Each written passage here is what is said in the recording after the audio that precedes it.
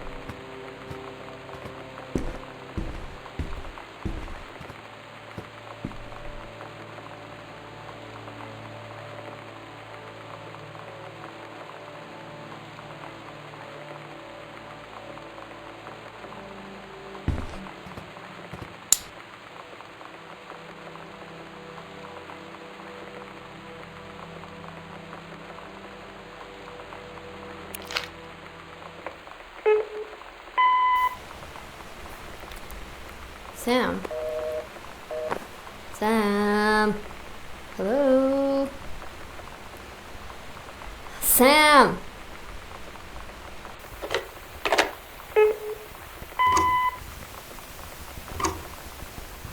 Sam, where are you? Really? I need to talk to you. Please be there.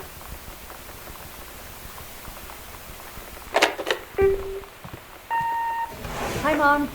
So I got my ticket home from Europe. I get back on June 6th, but it's a really late flight because that was the cheapest, so it gets in at midnight. But don't worry, I'll get a shuttle from the airport so you don't have to pick me up. Like, really seriously, you don't have to. Okay, so love you. See you soon. Bye.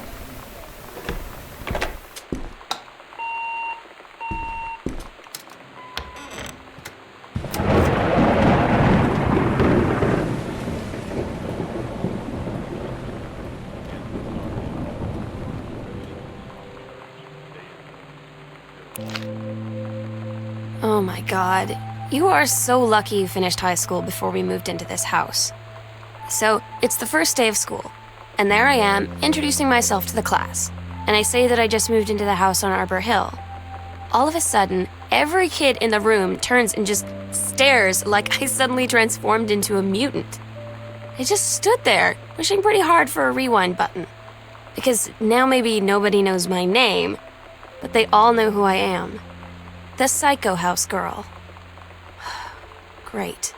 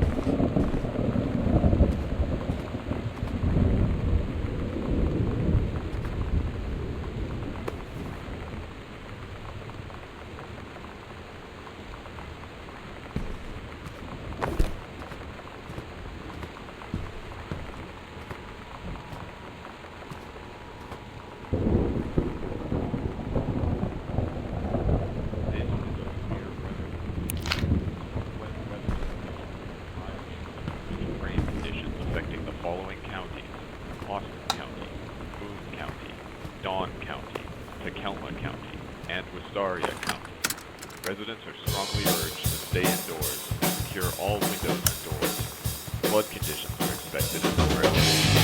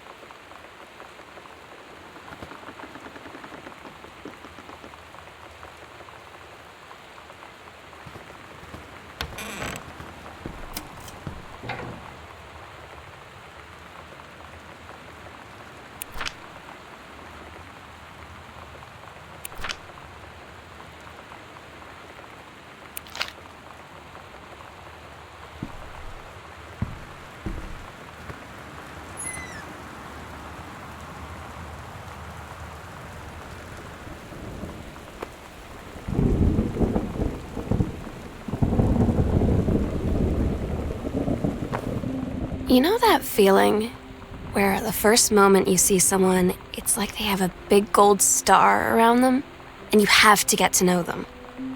Well, there's this girl. I think she's a senior. She's usually dressed kind of punk, but sometimes I see her in this, army uniform, and she's always drawing in this notebook, looking so intense.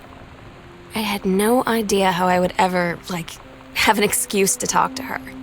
Till I noticed she and her friends hang out and play Street Fighter at the 7-Eleven every day after school.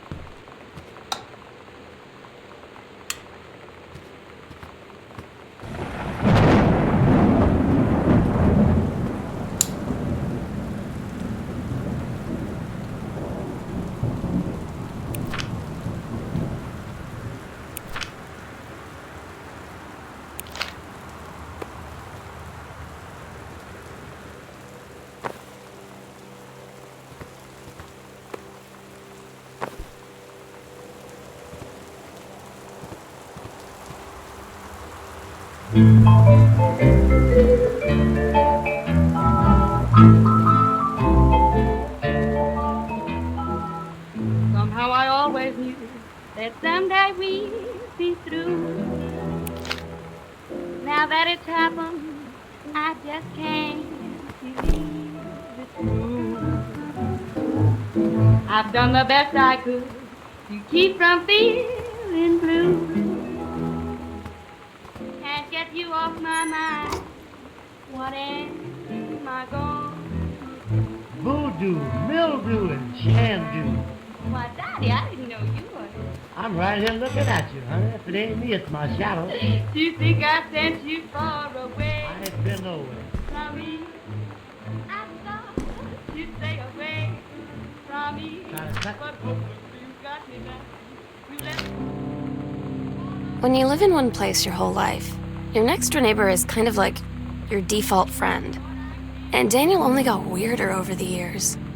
So moving away has been a good excuse to, not see him anymore. But he did always have the good Nintendo games. Maybe I'll give him a call.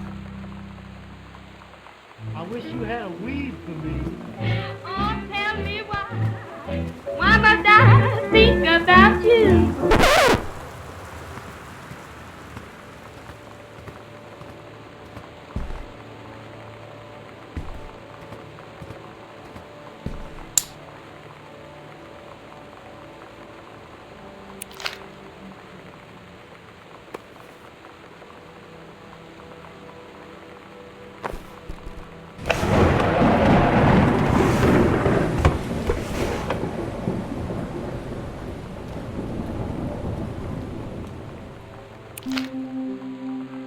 So you know what they say about the best laid plans of mice and men? Yeah, turns out it applies to Street Fighter too. At least I worked up the courage to walk into the 7-Eleven and ask for a turn, but all that practice at home did not exactly translate in the wild.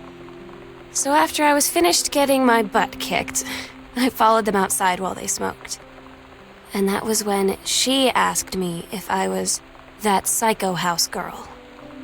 But then she said she's always really wanted to see the psycho house. Her name is Lonnie. She's coming over tomorrow.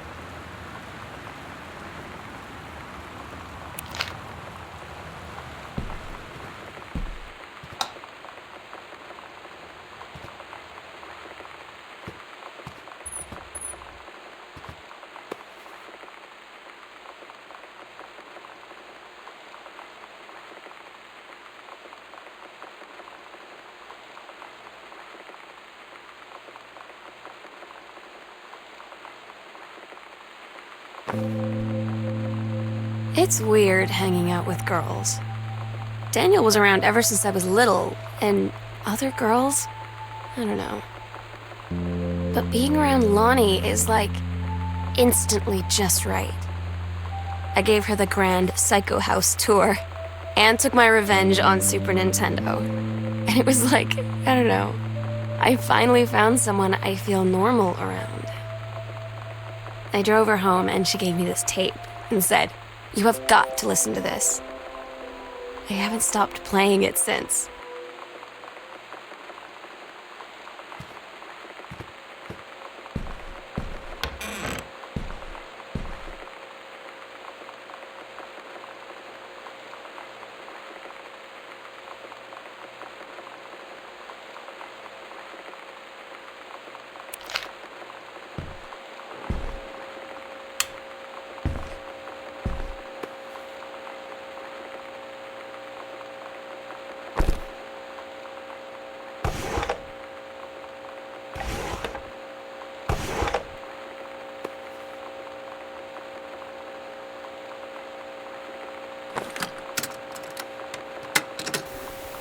We're so cool, yeah, yeah. Yeah, we're so cool, cool.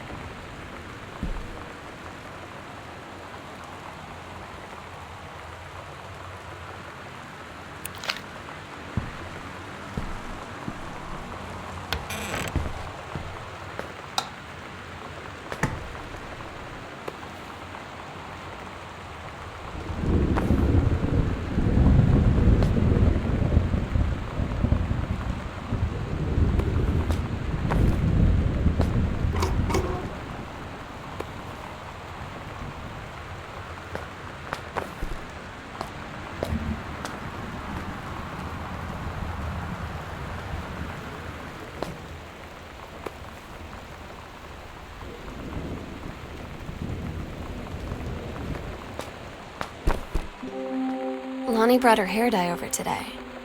She said, I need to fix these roots. Think you could help?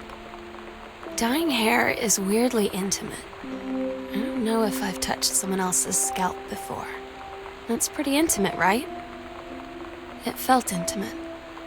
We looked in the mirror together after, and I expected her to say something about how it looked crappy or good or whatever. But that's when she said, "You're so beautiful." And she was looking at me. Right in that moment, I wanted to say something, but I waited, and the moment was gone.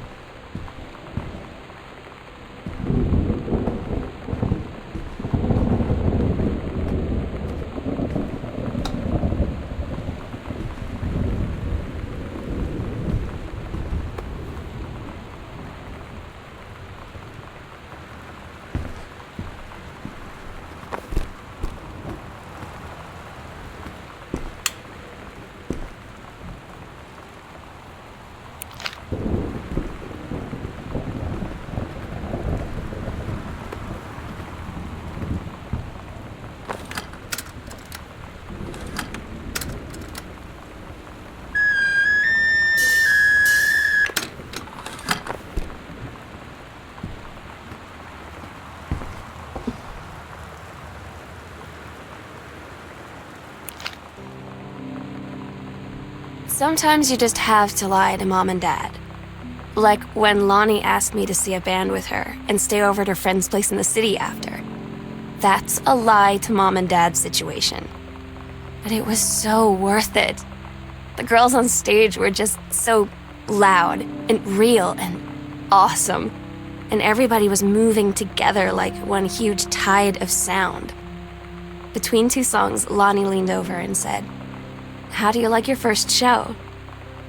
I was so happy. I felt tears starting in my eyes. And then she up and hugged me. I think she could tell.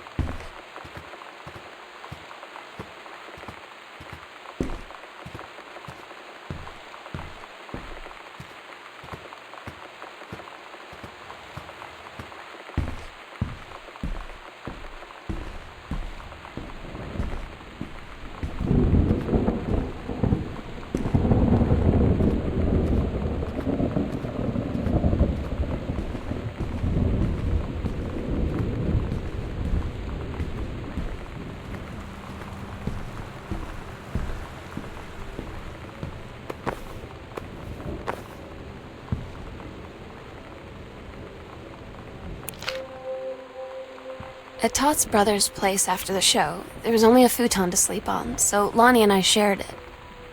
The lights went out. I was turned toward her. My eyes started to adjust, and then I could see she was looking at me, too. In the dark, she smiled. My heart was beating so fast. I rolled over. I felt so, I don't know, nervous. After a minute, she put her arm around me and was so close and whispered in my ear, "I really like you." I just nodded my head, and I really hope she could tell. I really hope that she meant what I think she did. I felt like a shook-up can of soda ever since. I hope we have the chance to talk before I explode.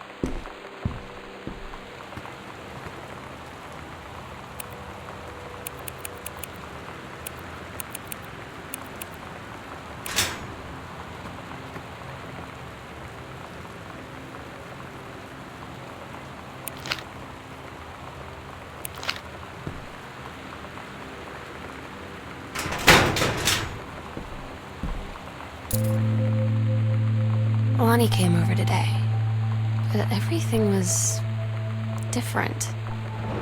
She was sitting at my desk chair, and she wouldn't look at me. Finally, I asked her what was going on. She said she felt like she'd done something wrong that night in the city. Like I must think... But I said no, there was nothing wrong. I just wanted to say... But I couldn't find the words. I felt like I was gonna cry, but I wasn't sad. She got up and sat next to me on the bed. I looked at her. Lonnie, do you think you could ever... And that's when she kissed me.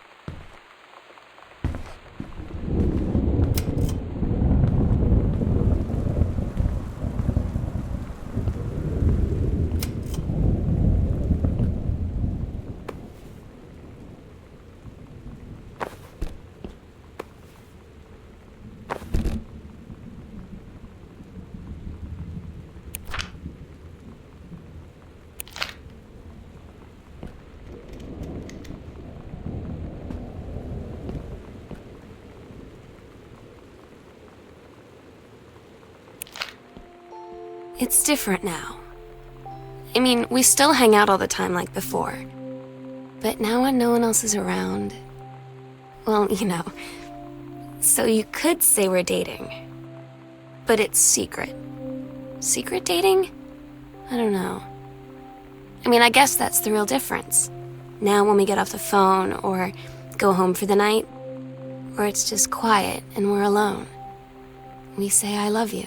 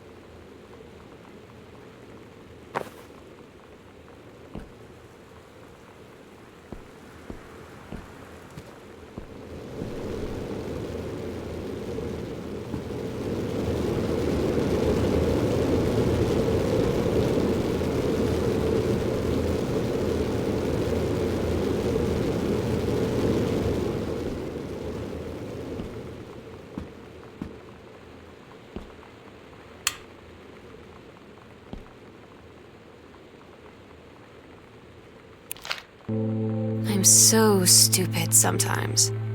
I was telling Lonnie that I got into my college summer program thing, and I was all making plans like, you should come visit me, stay in my dorm room. But she said, Sam, I ship out on June 6th.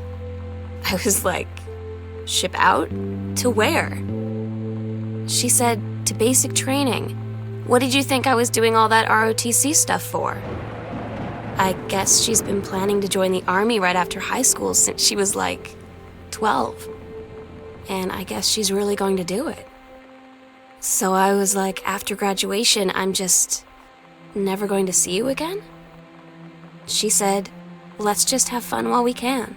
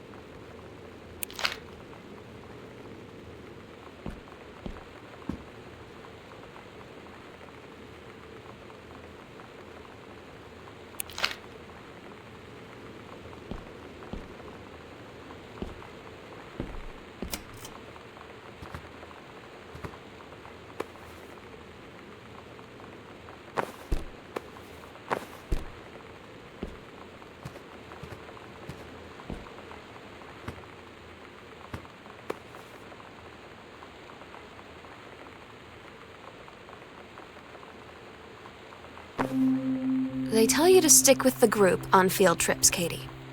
There's a reason for that. Lonnie and I snuck off on the side paths at Multnomah Falls and got a little lost. Okay, a lot lost. Like, for hours. Right before the bus left, we found a trail and came running down the path, soaked and covered in mud, shouting for the bus not to leave. The school called home. Mom and Dad said, you didn't get into trouble like this before you met that Lonnie girl. But I don't think they know about us. The kids at school, though, I'm really afraid that's a whole other story. Stick with the group, Katie. Stick with the group.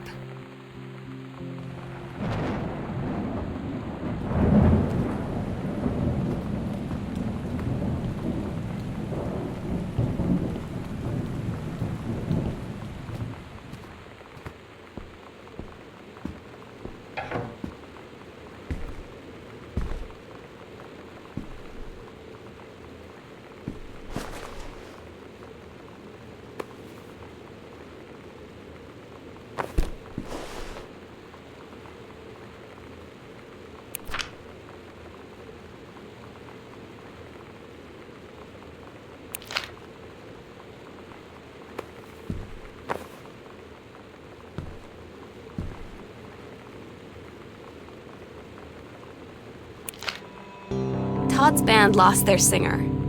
Todd said he sucked.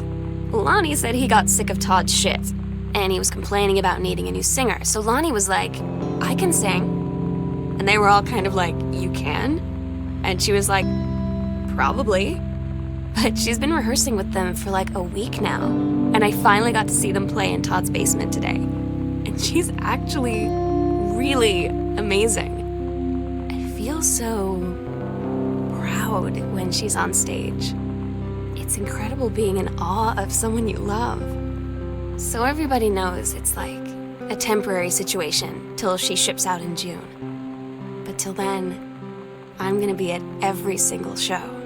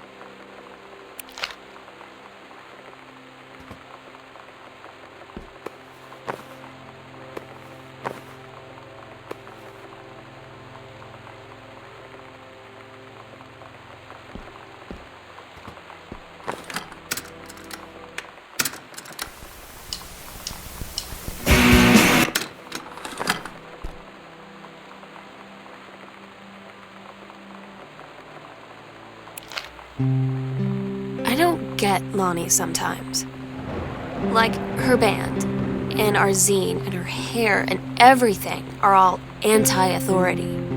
But I watch her in JROTC, and she's doing drills in perfect formation, following orders, no question. And there's all this stuff in the news about don't ask, don't tell. Like, she's going to join the army and then have to lie about who she is. She said they don't need to know what they don't need to know. Like it was no big deal. This from the girl who trashed her locker to, like, defend my honor. I've learned when to stop arguing, though. I don't think Lonnie even gets Lonnie sometimes.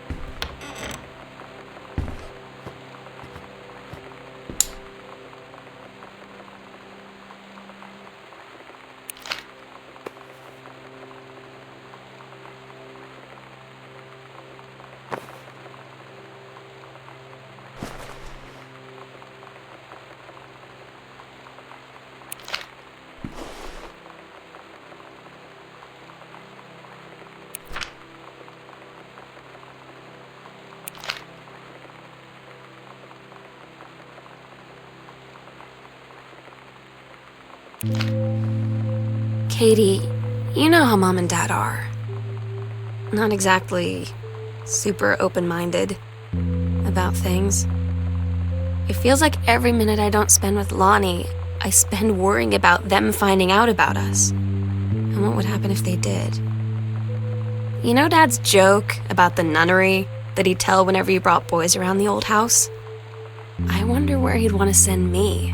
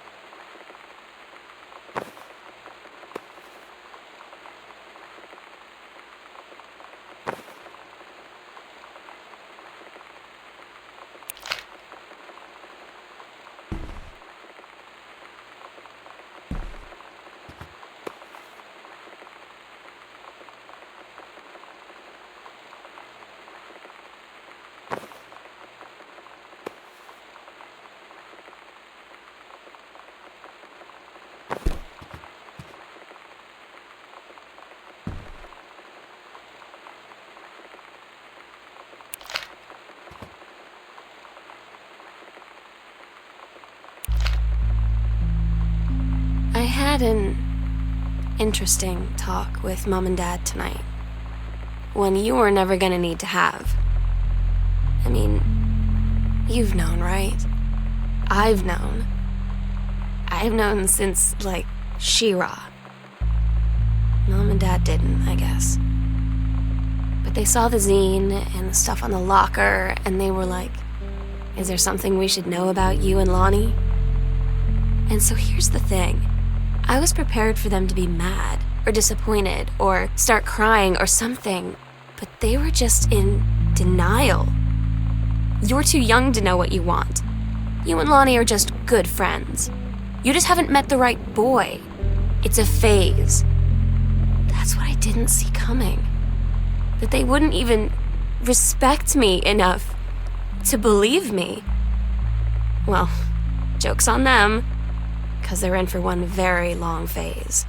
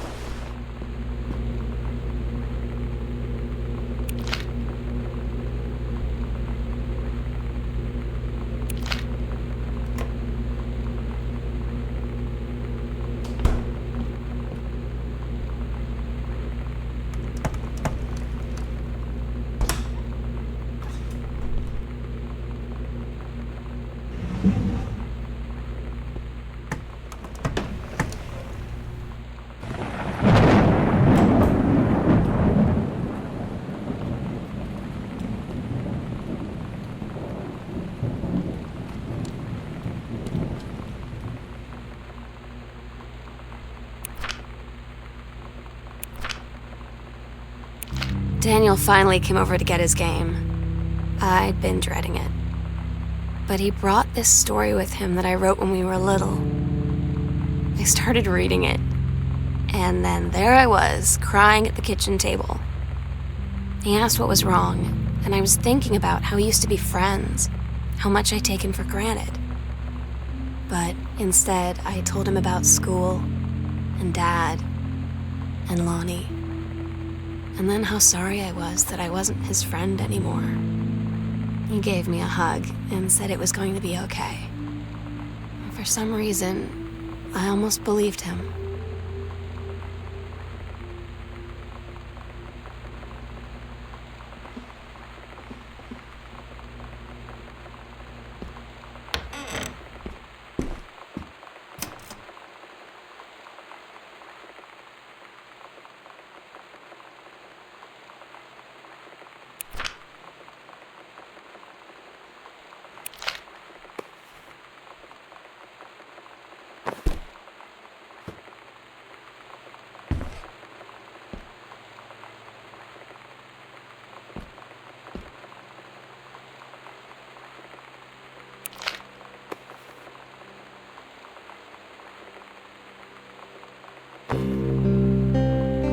I asked Lonnie what she had to do to get ready to ship out for basic training. She said, not a lot really. You're not allowed to bring anything with you. You have no possessions, no contact with the outside world while you're in basic. You just train hard every day, and then you deploy from there. So, they'll just send her away. To who knows where. The other side of the country? The other side of the world? My mind, can't process it. She's really going to be gone. Just gone.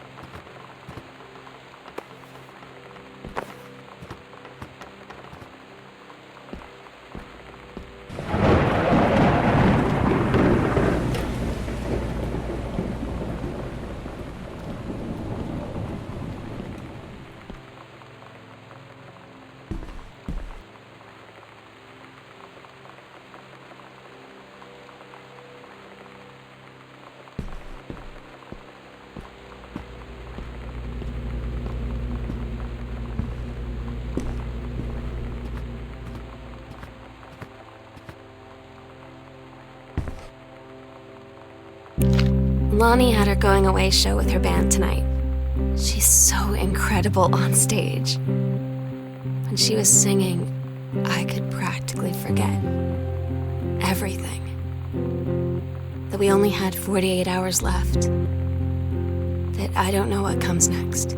That I can't live without her. Then she dedicated the last song to me. And I couldn't take it.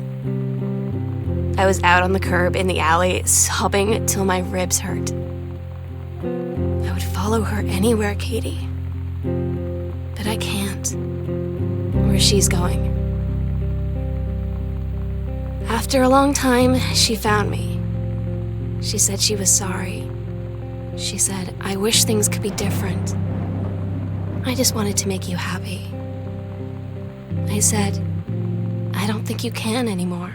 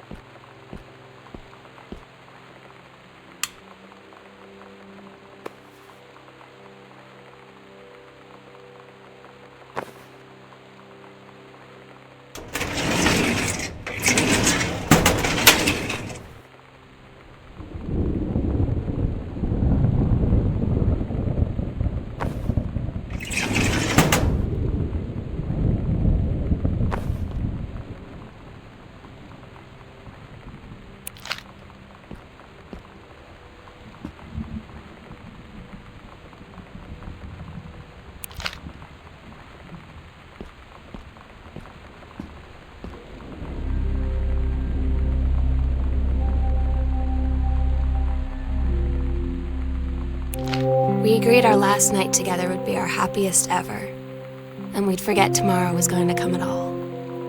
It worked for a while. We had a good time seeing Oscar off, then ran up to the attic to look through our photos, to find one for Lonnie to take with her. And looking at them, I realized they were all in the past, and there wouldn't be any more. And I didn't know what I was going to do. And I cried, and she held me. She said she knew it was hard, but life would move on. I said I didn't want my life to keep moving without her. That's when she cried too. I was so exhausted. I must have fallen asleep like that, in her arms. In the morning, I woke up, and I was finally alone.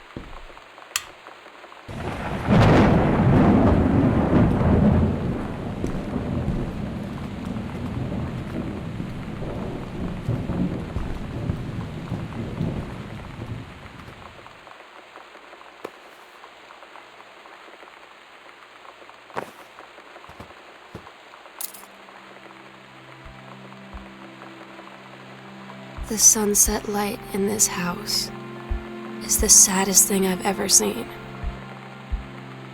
I just want to sleep. When I'm in the attic, it almost feels like Lonnie could still be here. She's just downstairs. I'm just waiting to hear her pull down the hatch and come running up. Maybe I'll go up to the attic and wait.